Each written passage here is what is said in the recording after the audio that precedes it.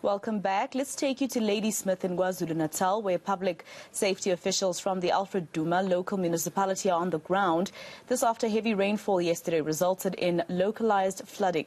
You remember in January that people were trapped in the Ladysmith CBD and had to be rescued after the Klip River dam burst its banks. Our reporter Lethiwe Mdluli is in Ladysmith and she joins us now. Lethiwe, is it likely that we're going to see the scenes that we saw in January? How are people feeling there in Ladysmith? Are they, afraid for their lives after what happened?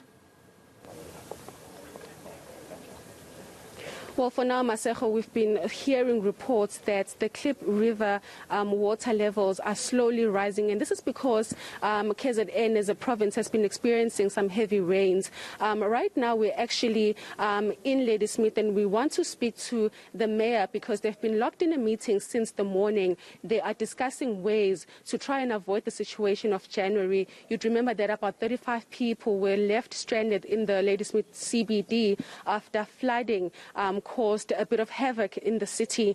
We've also seen businesses who were badly affected by the floods and some homes as well. But we understand that there are officials right now that have been placed in those problematic areas in the CBD where they are currently assessing the situation and making sure that there are no floods such as those that we saw in January. But of course, the water levels are slowly rising because of the rains that we've been experiencing as a province. But I'm now joined by Mr. Mayor. Mr. Mayor, thank you so much for joining us and welcome to eNCA. Sorry about that.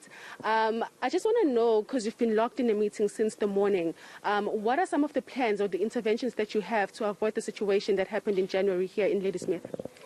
Thank you so much. Greetings to you, greetings to your viewers, and greetings to the community of Alfred Duma Municipality.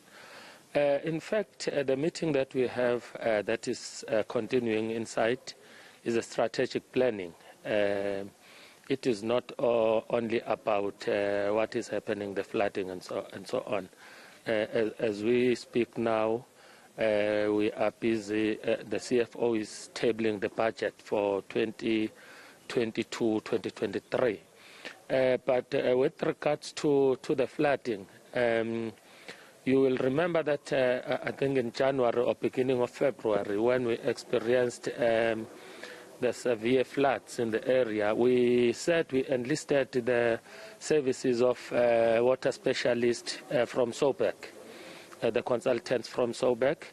They have not given us the full report, but they have managed to give us a draft report, which recommended that as a short-term intervention, we have to change the valves for the drainage system, because it looks like the valves are not able to block water from coming from the river into the town, since the town is lower than the river banks.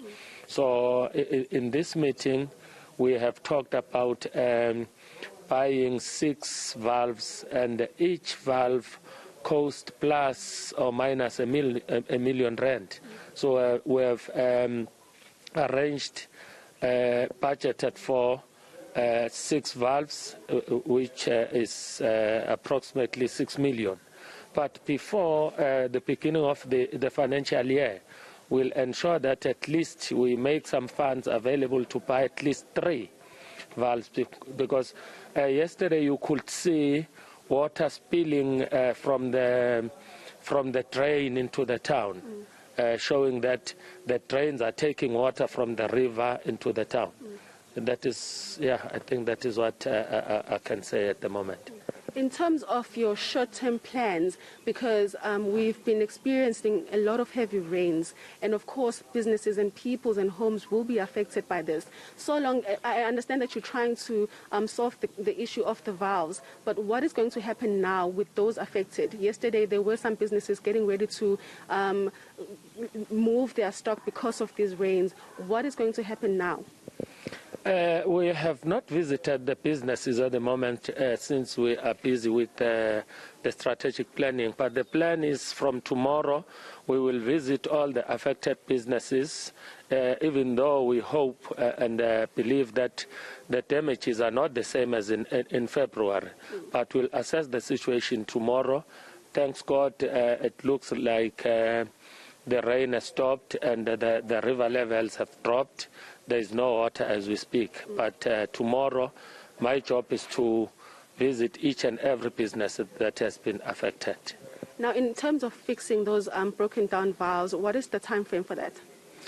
As I mentioned earlier, before the start of the financial year 2021, which is in July, we will buy 3. That is before July. Between now and July, we'll have 3. Then from there, we'll buy another 6 that we have budgeted for. So that is the time frame I can give you. And Mr. Mayor, if rains do continue, do we have plans for those families that will be affected?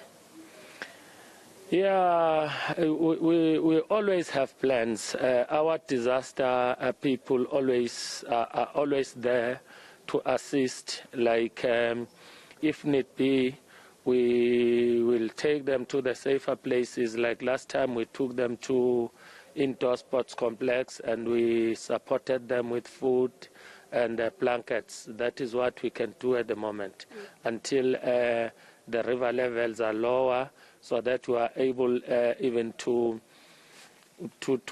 see what we can do with the river as such, because we feel that maybe we need to clean the river, but that can only be done in the winter when there is no water.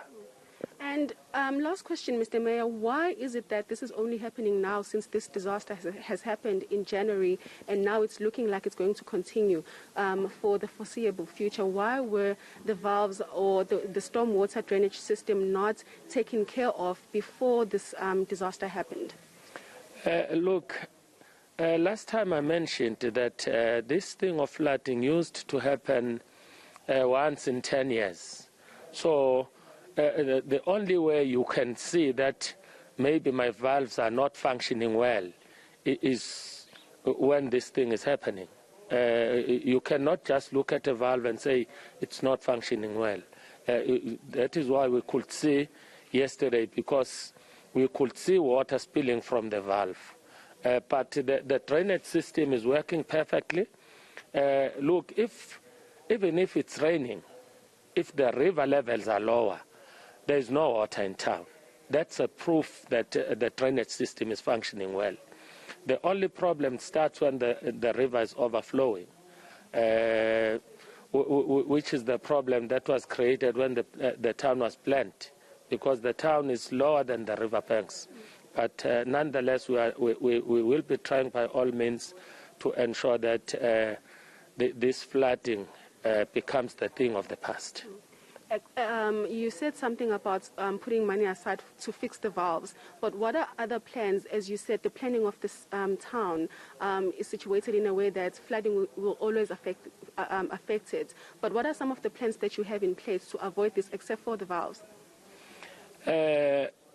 You know, some of the recommendations are to relocate the CPD, which is not easy, which can take a very long time, but we have identified a place. We have some sites closer to indoor sports complex where we will have some malls, some motor cities and other businesses. That is the plan, so to ensure that the place, the part of the town that is lower than the river is not used that much, so that not many businesses are located there when the flood in a place where is always affected by the floods. Thank you so much. Thank you. Thank you so much. Well, Masego, that is the mayor of Alfred Duma Municipality, just basically elaborating on some of the plans they have in place